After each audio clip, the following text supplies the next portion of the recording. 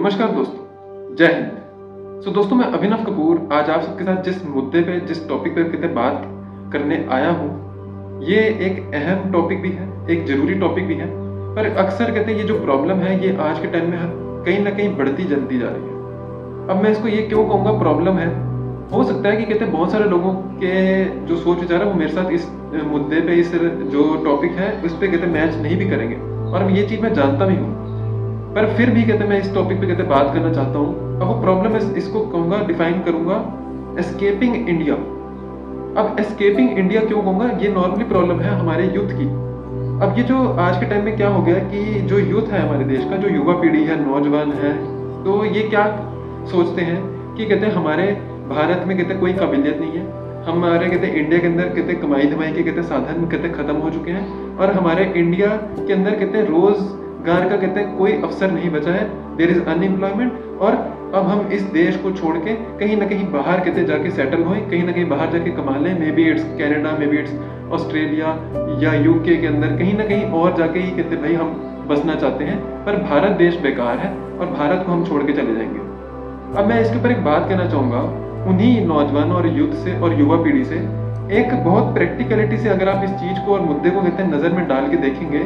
पहली बात आप ये देखिए, जिन अंग्रेजों ने हमारे भारत मुल्क पे, भारत देश पे 200-250 साल तक बहुत अच्छे से कहते हैं हमें ही हमारी धरती पे गुलाम बना के कहते हैं हमारे को कहते हैं नीचा करके हमारे ऊपर राज करा।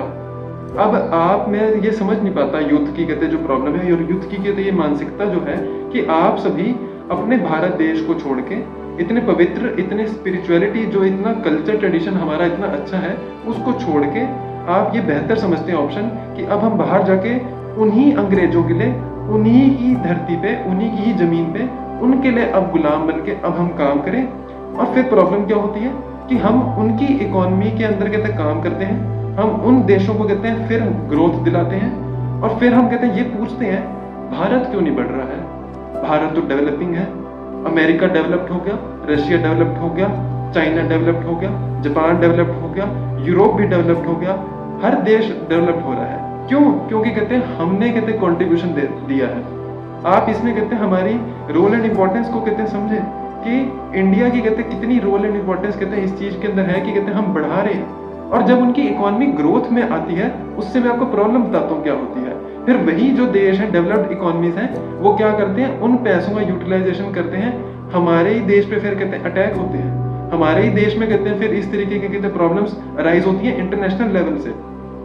क्यों? क्योंकि हमने ही कहते हैं उनको योगदान दिया भाई, हमने उनकी इकोनॉमी को इतना कहते हैं ग्रोथ दे दिया। तो मैं ये आप सबसे कहते हैं अनुरोध और ये एक रिक्वेस्ट की अपील करना चाहूँगा यूथ से कि देखिए, वैसे तो कहते हैं ये अपनी अपनी लाइफ का अपना डिसीजन है कि कहते हैं आप अपनी लाइफ के अंदर क्या करना चाहते हैं।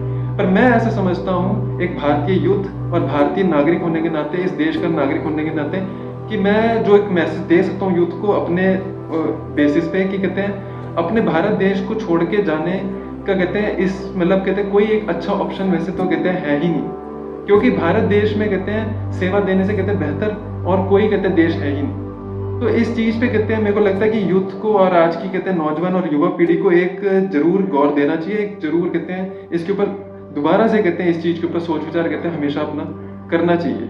एक अच्छा कहते हैं नागरिक बनने की सोचें, एक अच्छा यूथ बनने की सोचें, एक अच्छा सिटीजन बनने की सोचें। यही मेरा कहते हैं आप सबसे कहते हैं एक रिक्वेस्ट और अपील है। धन्यवाद।